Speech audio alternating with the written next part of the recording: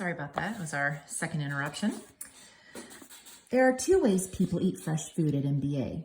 Roddy represents the first, having no self-control whatsoever. He devours his food as quickly as possible, like a dog that's been given a steak. I represent the second. I try to savor every last molecule. From the moment I tore off the first bit of tangerine peel, I inhaled deeply, relishing the smell. Then I ate one section at a time, resting it on my tongue, slowly sucking the juice out of it and finally methodically chewing the pulp. I'd only eaten half my tangerine by the time I had taken Kira past the gym, the greenhouse, and the rec room, and I wound up past the residence to the main airlock. "There you go," I said. "You've seen everything." Kira frowned. I could recognize the disillusionment setting in again. I'd felt it myself after my first tour. "That's it? It's a lot smaller than I expected." "Well, it's actually just the right size," I said, trying my best to be upbeat. "Trust me, when you're heading to the bathroom in the middle of the night, you'll be thankful this place isn't any bigger." Kira turned to me, startled. "You mean we don't have our own bathrooms?" No, I said, then quickly tried to change the subject. "How long are you supposed to be here for?" 3 years, same as you." Kira frowned, then looked to me hopefully. "It won't be that bad, right? I mean, on your video logs, you look like you're having fun up here." "I am," I told her, hoping it sounded like I meant it. "It's not perfect, but it's still pretty cool to be one of the first people to live on the moon." "Yeah, it is," Kira nodded, then seemed to shrug off her doubts. "Hey, I haven't seen my room yet." "You're in residence 3, right next door to my family." I led the way to the staircase. "Careful coming up, though. The stairs are the trickiest part of low gravity." Kira followed. She'd already gotten much better at low G walking on our tour, but the moment she set foot on the stairs, she stumbled.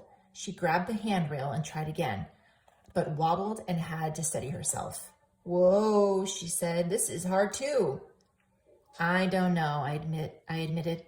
"Something about how we perceive our own weight gets all messed up." "It happens to everyone. NASA considered building a ramp instead of stairs because they could be so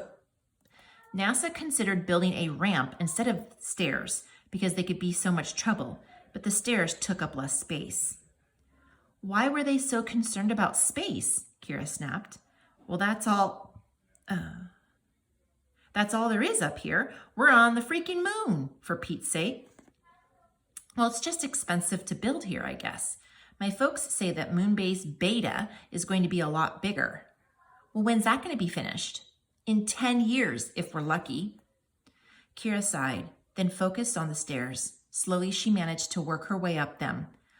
When she finally arrived at the top, she threw her arms in the air. "Ta-da!" she crowed sarcastically. "A whole flight of stairs in a mere 5 minutes."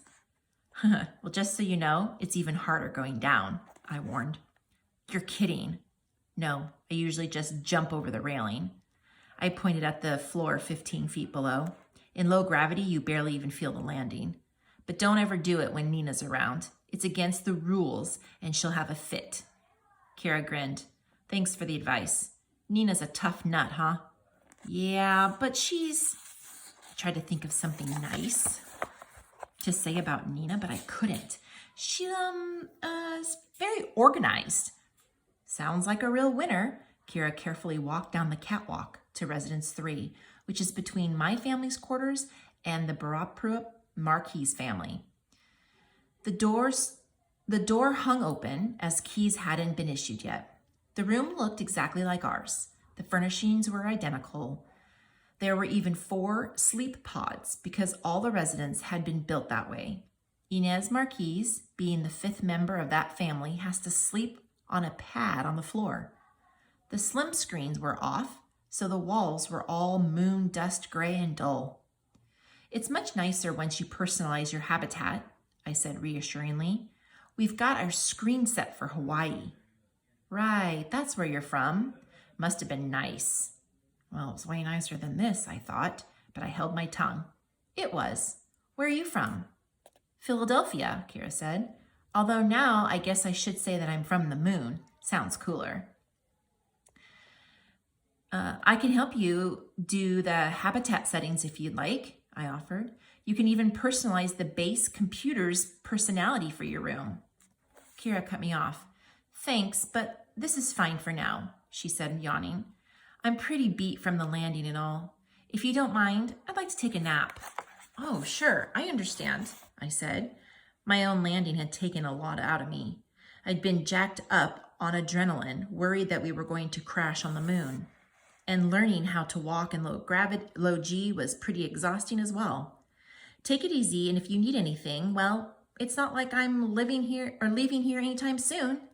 It shouldn't be that hard for you to find me. Thanks, Kira said. Catch you later. I backed out of the room feeling better than I had all day. I liked Kira a lot.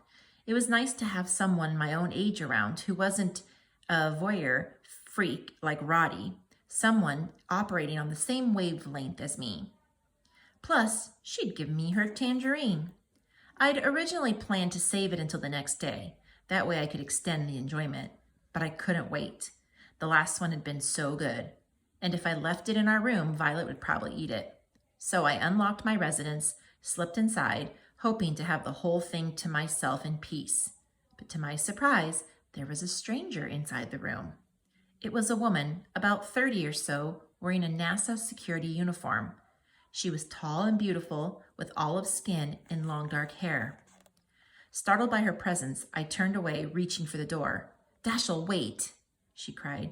I need to talk to you in private. It's about Dr. Holtz. I froze in surprise, and then I turned back to her. Who are you? My name is Zane Perphonic, she said. I just arrived on the rocket, and I think you're right about Dr. Holtz. He was murdered, but I need your help to prove it.